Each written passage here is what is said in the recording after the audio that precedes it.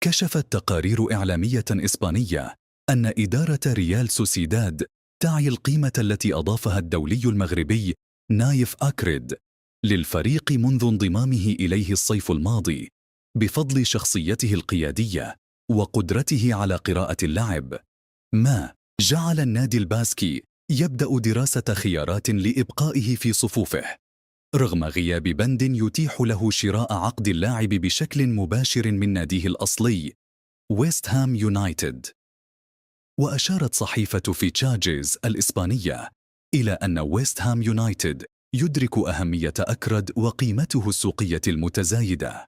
ما دفعه لوضع سعر مبدئي قدره 50 مليون يورو للتفاوض على انتقاله. وتابع التقرير ذاته أن ريال سوسيداد قد يجد نفسه في وضع صعب لإقناع ويست هام يونايتد بالتخلي عن اللاعب